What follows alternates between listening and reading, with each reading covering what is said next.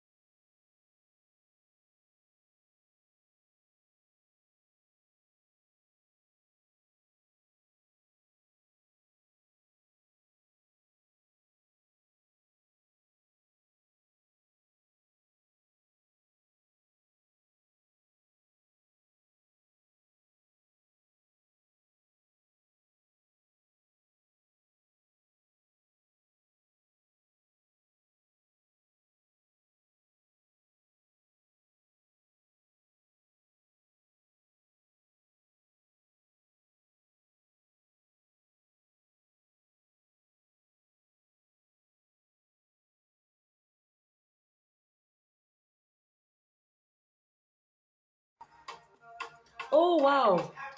Sorry, I muted it. Can you hear me? I had been talking. I didn't realize that my mic was muted. So let me know if you can hear me now.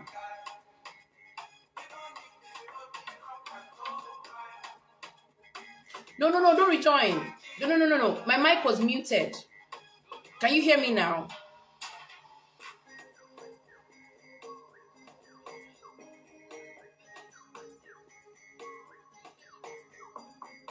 You don't have to try to rejoin. It was at my end. Just let me know you can hear me.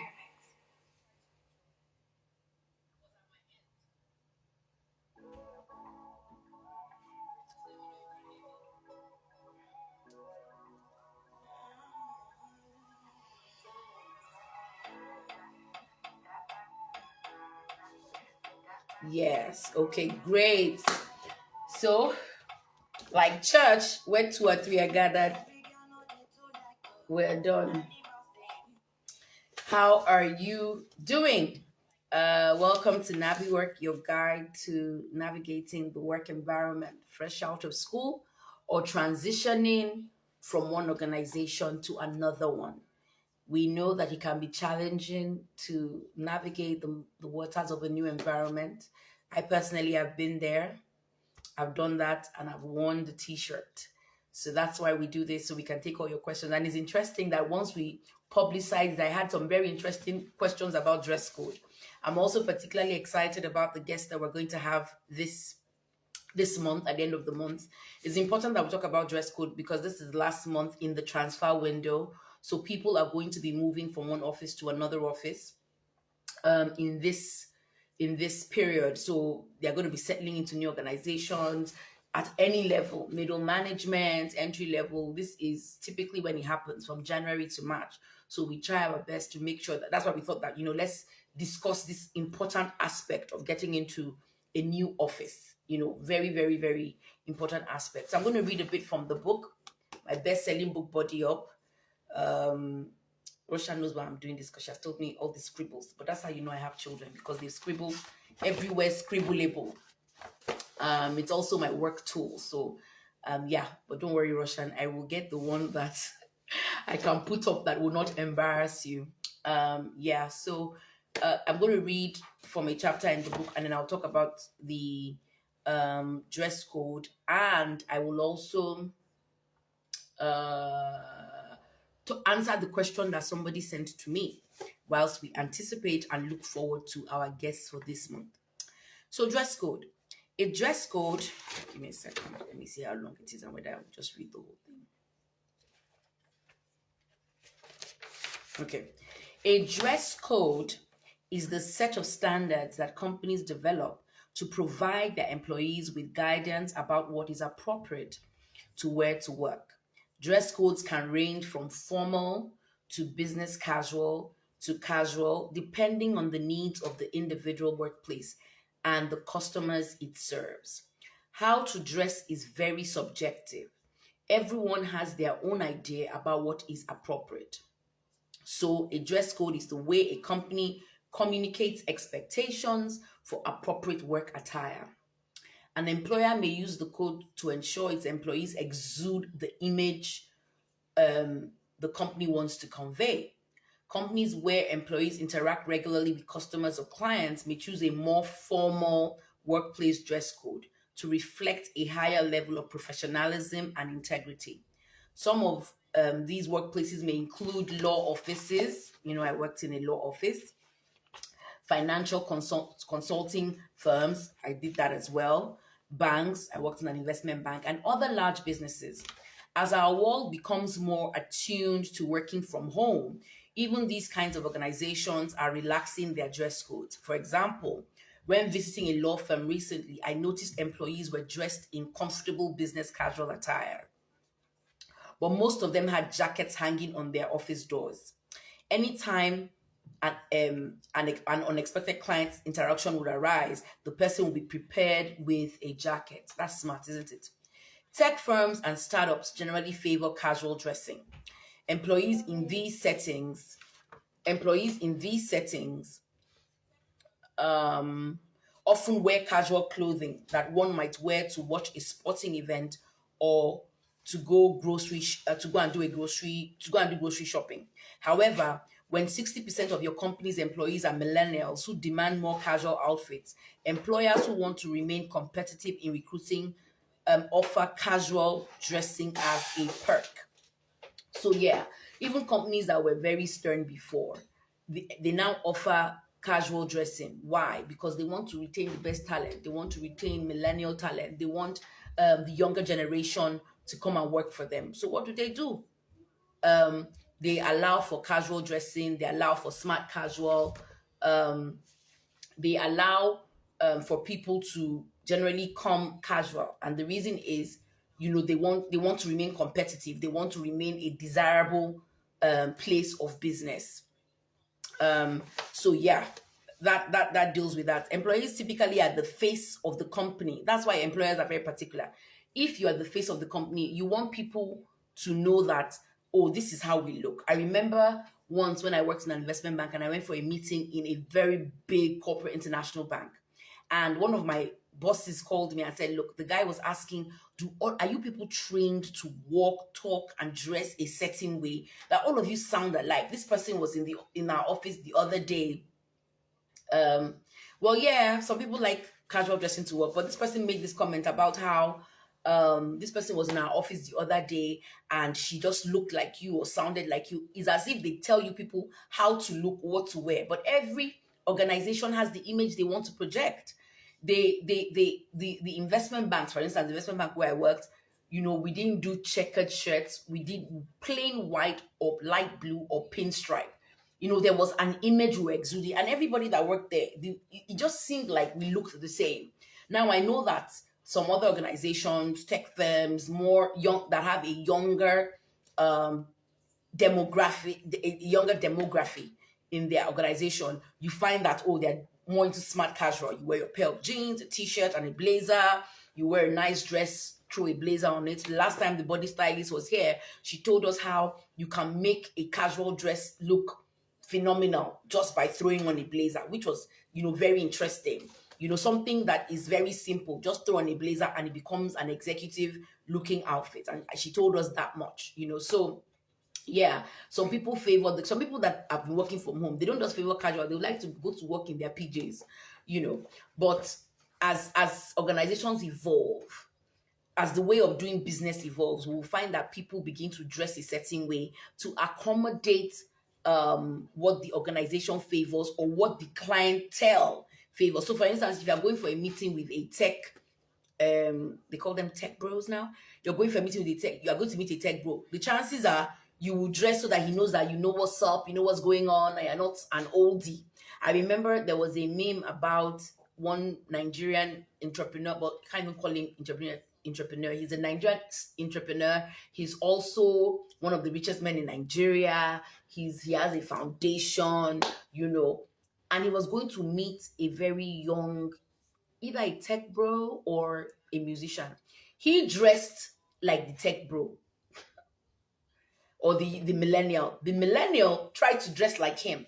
And when I saw that, that was so important, because what that told me was that to both parties, that meeting was very important. So everybody was trying to address the way they wanted to be addressed, one, and dress to show the person they were meeting with that they were important enough. So, for instance, the guy that would typically wear Crocs, jeans, and everything, he wore a suit because he was going to meet a Nigerian wealthy businessman. The Nigerian wealthy businessman that was going to meet this younger generation guy, guess what he did? He was wearing Crocs and just trying to look as dapper as the younger guy was looking. Why? Both of them inadvertently were trying to say that my meeting with you is very important to me. So I'm going to try to dress in a way that you can relate. And that is something about the dress code. The dress code is about the culture of the organization. It's also about showing the clients who you are, what you represent. It's also about showing the clients that they are important to you. So you may be saying that, oh, in our office, we just wear jeans and t-shirt, but you want to go to a bank for a loan and you want to go and see the CEO of that bank, and a loan that will help your business scale. You're not going to say that you're a tech bro. And so this is how you dress as tech bros. And because of that, you are just going to wear Crocs. They will not give you the money because they feel you will run away with the money. They will sooner give it to somebody that in their mind dressed respectably. They will sooner give someone that in somebody in their mind respects them enough to look a certain way, not based on your mood. I remember, I think I've told that story once. You're right, Russian. That's why they're both successful people, because they take note of the little things. They take note of the details. They take note of what is possibly important to their client. What would this person or the person they're meeting with, it can be their clients, can be their customer, it can be anyone. It can be any, but you're just trying to say you are important to me. What you do is important to me. I'm seeking relations with you, whether it's business relations, whether it's collaboration, whatever it is, and you're important enough for me to look respectable when I'm coming to see you. So that was what I believe both of them were trying to achieve. And Russia, you're right. That's why they're probably both successful. So I have a very interesting question about dress code. I don't know whether I should take it now. Wearing Crocs is just too much, I think. I guess so. Um, Somebody sent me a question. I'm trying to get it so I can read it. Where are we?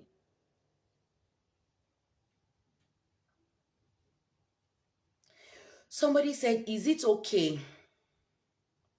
Where is that question? I have to get it because as soon as I posted it, that is what we're going to be talking about. I got a message. Um, where are you? Is it okay for ladies to show slight side boob at the office? I say yes, but most people seem to disagree.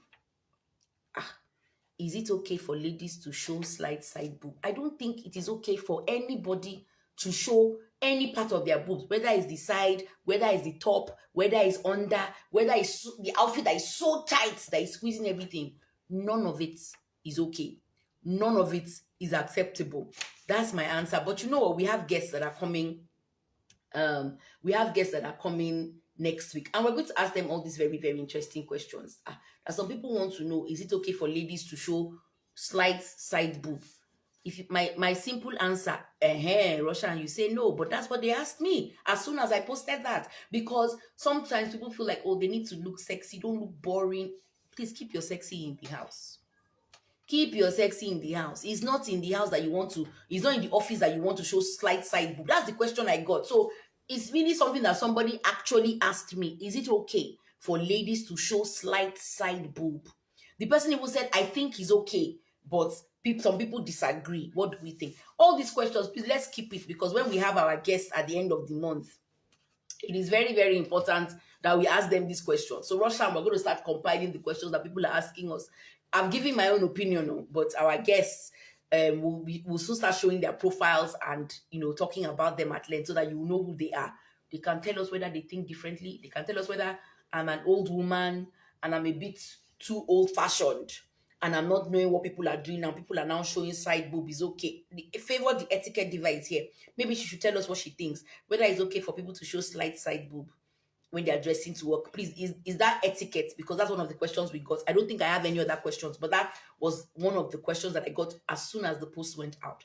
So it is better that you show respect to your organization, show respect to your customers, show respect to the people that you want to serve.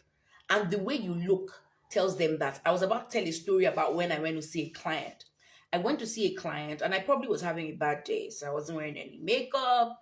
I was just thinking to myself, please, I'm in a bad mood, and everybody should know that I'm in a bad mood. I'm not even ready. I'm not at home for all of this. I don't have the capacity to deal with.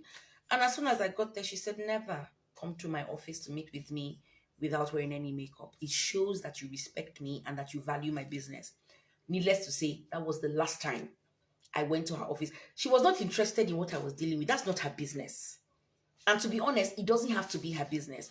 What was important was that I showed a level of disregard for her.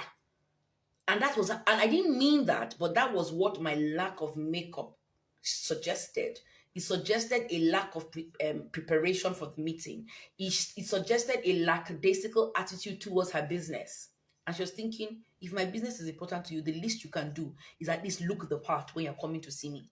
If my business is important to you, the least you can do is at least appear cheerful to be happy to be having my business. Now, what for coming and just coming anyhow because you know you're in a bad mood? Who cares if you're in a bad mood? You know what I mean? So we need to, be conscious. And then the question may arise, and all these questions I'm even planning to ask the body stylist and Sammy Smith. I'm already releasing who our guest will be. How much makeup for the women is too much makeup? I remember there was a lady in my church that used to usher. I didn't even know her name for the longest time. What I used to call her was bronzer. So when I want to ask about her, I'll say, I have not seen that lady that used to wear bronzer.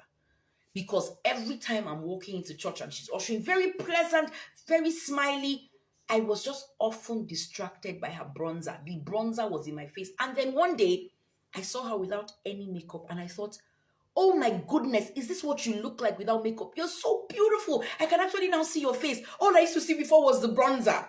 So how much makeup is too much makeup to take into the office? How much dressing, how much being of a stylist or stylista, I don't know what they call them, how fashionable should you be? I think a lot of that depends on the organization that you work for or work with. I think a lot of that depends on that because some organizations like it. Come to work with your Louis Vuitton, with the latest outfit. I mean, so it depends again on the organization that you have moved to. You cannot say, this is how I like to dress, so they should accept me for who I am. This is who I am. They should accept it. People have become very trendy. Why is this organization so backward? The organization is backward. You came to work there. You came to work there. How about you go back to the place where you are coming from, where they were not backward? And so how about that? Why are you the one that wants to tell the organization how to be forward? You saw them peacefully in their backward state. You came and said you want to move them forward. And to be honest, there's nothing wrong with making suggestions. We talk about giving feedback in the book as well. There is a way to give feedback. There is a way to suggest something. There is a way to, what's the word? There is a way to give a suggestion. You don't impose your suggestion like you know everything. You don't know everything. You definitely do not know everything. So you don't come across as if everything starts and ends with you. Absolutely not. It doesn't start and end with you. You don't know everything about dress code. You don't know everything about every organization. So why do you think your suggestion should be the one that this big organization that employed you and many other people, why do you think is your own that they must take or do? Why? Where are you getting that level of pride from? No, I totally disagree. Every organization has a dress code for a reason. Every organization dresses a certain way for a particular reason. There's an image that they want to project. There's an image they want people to have of them. And so, because of that, they dress a certain way. So you cannot come and say, they don't get it. They don't get it. This is how people are dressing now. Instead of them to be able to move forward, move with the times, progress, they refuse to progress. They did not progress and you now went to go and work for them. How about you stay where you are with your progress? Navi workers, listen to me. I'm not opposed to making polite suggestions. I'm not opposed, I don't know what you are saying yes to, but I'm not opposed to making polite suggestions. What I am opposed to is you being rude about your suggestions. That's what I'm opposed to. Make your suggestions. Companies normally have retreats, strategy sessions, soft issue segments of those sessions, and then you can raise it. That can we begin to dress like this? Let's have a cultural day. Let's do this. Can we relax the dressing? But you understand that it is a suggestion. They must not take it. A suggestion by implication means that it could or it may or may not be taken. You cannot force your ideas. Hey, Bolaji is here. Bolaji, BJ Diva. Congratulations on all your many accolades. Congratulations on your, because I saw JJ. Okay, so congratulations on all your accolades. And we just, before you guys joined in, we asked the question. Somebody had asked about how much makeup is too much makeup to go into the office. Somebody had asked about whether it's okay to show some parts of your boobs. Everybody's saying, no, don't show any parts of your boob. I said, whether it's the side boob or it's the top boob, there is some things that are appropriate. You can later you now come and start saying somebody made a pass at you. You now start raising Me Too movement. I am very pro Me Too, but I am also pro the women not creating an atmosphere that will be giving men tension. I also don't want men to be wearing tight trousers. There was one office I went to one time. The guy's trouser was so tight that it showed the shape of. Give me a second.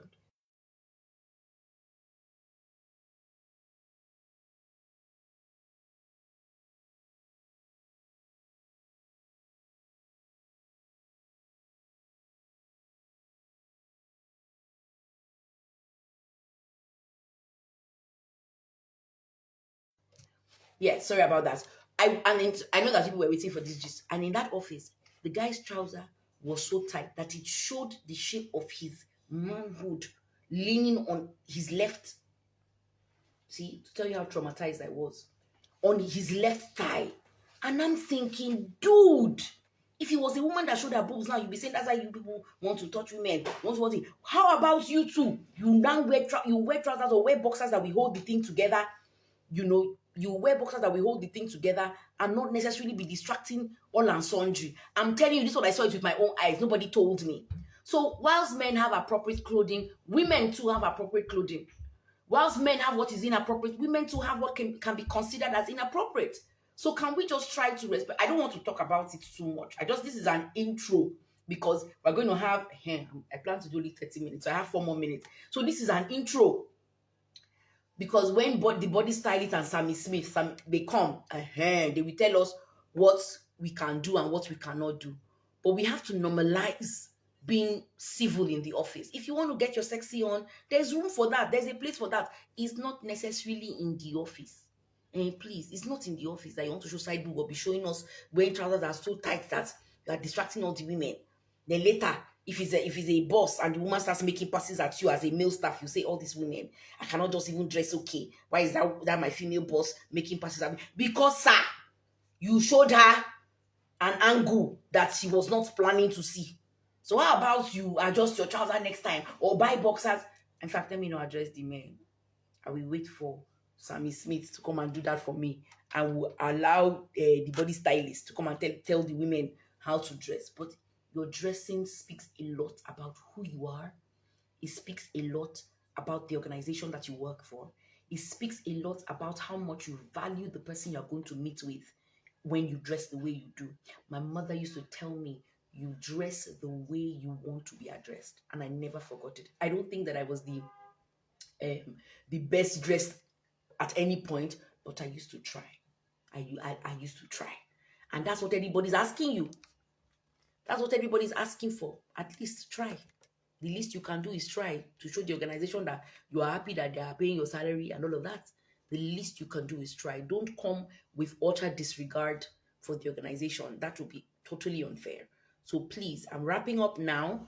Make sure, Russian, please, our new timing, it doesn't really seem to be working, but we can try to keep at it. Maybe we'll try it and let's find out. Let's do a survey. Do you prefer 7 p.m. West African time or 9 p.m. West African time so that we can get our act together? It doesn't seem to be working, but that's something that we would discuss at a later date. But I think I've asked the questions. You start seeing the teasers about our month-end dress code session with the body stylist and Sammy Smith. I'm very excited because these two people, I have seen them dress and they don't play.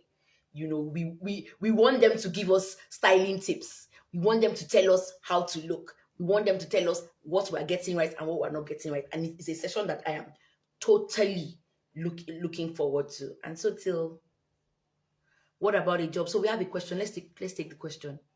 What about a job that was advertised as remote, but now they want you in the office twice a month?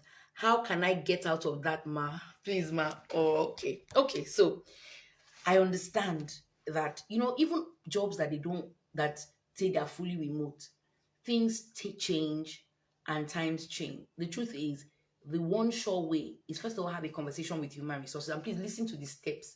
Don't discuss with colleagues first. Don't go to work and say, can you imagine? Just find somebody else that you now start discussing with. Can you imagine? When I applied for this role, they told me it was remote. How come all of a sudden they're telling me that I need to come to work? Then the colleague now joins you and says, I can't even imagine it. Then most times, the colleague will now go behind your back and say, instead of the colleague, it has happened to me. Instead of the colleague to say, I'm not comfortable coming once or twice a month because it was advertised as remote. I don't know why I should be coming in. The colleague will say, oh, we were having a conversation the other day in the kitchen, and directing voices said how uncomfortable she is about the fact that this role was advertised as remote and now she has to come in twice a month. That's why you don't go to your colleagues. What do? You respectfully seek a meeting with the head of human resources or with a personnel from human resources, any aspect. It can be recruitment, it can be onboarding, if the organization is divided like that. And then you have that conversation. You say, oh, I just have a concern. And you say, oh, please, what is your concern? You say, this role was advertised as remote. And so I planned accordingly in my negotiation for salary, in my choosing a place to live, in everything. I factored in the fact that it was remote before I accepted the offer. I wanted to know whether my role can remain remote because that's what works best for me. Then you get an explanation as to why this changed. You will also get an indication of whether the company is willing to reduce it to once a month or whether willing to scrap the remote entirely or reduce it to once a quarter. In my organization, we have what we call multidisciplinary meetings. They're called MDTs, where you come around because they want people to know that they work with human beings. They don't want everybody to say, oh, we're working remotely. You don't even know that you have a colleague. You don't even know what's going on in other people's lives. So sometimes it's for team bonding that they say, okay, come in once a month, come in twice, once in 2 months, come in once a quarter, just so that you see other human beings and know that you belong to an organization and it's not just virtual. So that's why most of these people come up, with these things. So that's how I would address it. Don't discuss it with anybody else but human resources, and find out whether there is a solution, whether they can revisit it, or whether they can reduce it number of times. And then if they tell you that they cannot, check whether you like the office. If you like it, you like the pay, you like the environment, you like the culture, you determine for yourself whether it's an acceptable sacrifice to go in once or twice a month. If you don't even like any of those things, what do you do, my darling? You sit down gently, craft your CV, add the experience in this organization, and start looking for another role. Don't leave because they're doing a good work. You're very welcome. Start looking for another role in another organization that is remote, at least what you want, and then you can move there. You're very, very welcome. I'm glad that I suspect that we're helpful. So I'm very glad that we're able to provide that answer. So yeah, I exceeded my time by about 3 minutes. But let's look forward to the last Thursday in this month. It's gonna be hot. It's gonna be hot. It's gonna be hot. And we're gonna hopefully publicize, give it the needed publicity. So thank you everyone that joined me. We didn't have a lot of people today, but that's fine. That's fine. We know that you can always go back and watch the video on YouTube. You can go back and watch the replay on Instagram. But please, if you've not subscribed to our YouTube channel, do that. If you haven't bought the book, buddy up, make sure that you do. Make sure that you do. You can buy it on Amazon or Seller, or you can send us a DM and we'll send you a DM, and that you want to buy from us directly, and we'll sort that out. So till we see at the every Monday our videos still go out, but we're going to see again on our Instagram live where we have 2 guests coming, and that's going to be the last Thursday of this month. So thank you everyone for joining. I can see that some people are still joining, so I'm really wondering, we need to do a poll whether this timing works for everybody, because a lot of people are missing the time and it's seeming like it's not working. So we may need to go back to our 9 p.m. West African time, but let's think about it. Something to think about. Okay, everyone, enjoy your weekend that is starting tomorrow. Enjoy that. I'm so looking forward to Friday. I promise you. Today has just been mad hectic, but we're grateful. By the end of this day, we can definitely see another one bites the dust, and we look forward to tomorrow. We'll take on tomorrow with all the zest and all the life. So till we meet again, have an amazing weekend. Bye.